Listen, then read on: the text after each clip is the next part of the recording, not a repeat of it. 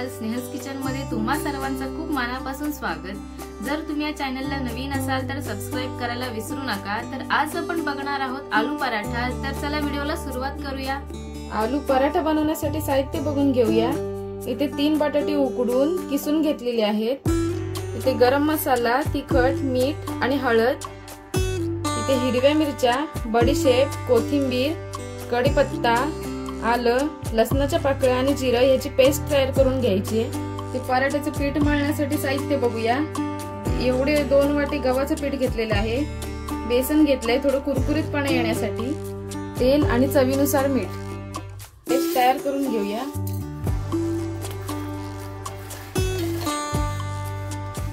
थोडं पाणी टाकूया।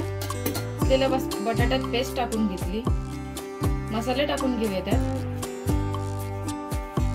सगळे मसाले व्यवस्थित मिक्स करून घ्यायचे। बघू शकता इथे आलू पराठ्याची स्टफिंग तयार झाली आहे। आता पराठ्याचे पीठ मळून घेऊया। आधी सर मीठ टाकून घेऊया गव्हाच्या पिठात। थोडं तेल टाकून घेतलं। बेसन पीठ टाकून घेऊया। त्यात सगळं व्यवस्थित मिक्स करून घेऊ। तेवढं पाणी ऍड करून पीठ मळून घेऊया। जसं आपण चपातीचं पीठ मळतो तसंच पीठ मळायचंय। पीठ मळून तयार आहे। त्याचे असे गोळे करून घेतलेले आहेत चपातीच्या आकाराचे। आता पराठा लाटायला घेऊया।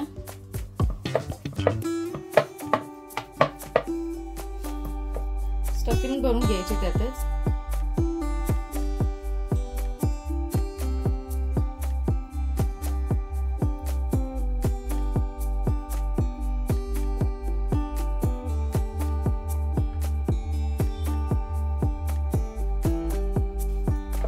हलक्या हाताने सगळीकडे सारण असं पसरून द्यायचं लाटणीच्या साहाय्याने।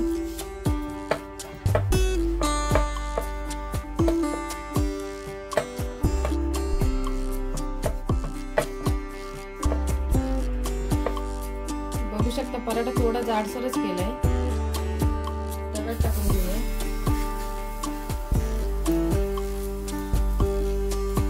थोडं तेल लावून घेतलं।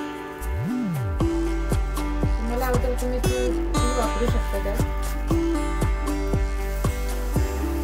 साईड अशी खरपूस छान भाजून घ्यायची।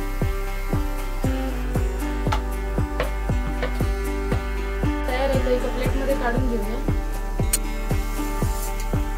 याच पद्धतीने बाकीचे पराठे तयार करून घेऊया। छान असं दोन्ही साईडनी खरपूस भाजून घ्यायचं।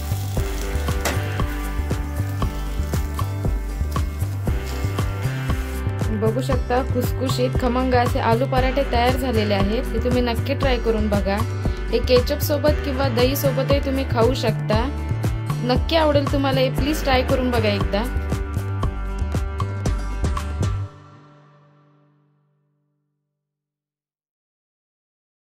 आज आपण बघितलं आलू पराठा। ही रेसिपी तुम्ही नक्की ट्राय करून बघा। कशी वाटली ते कमेंट मध्ये कळवा।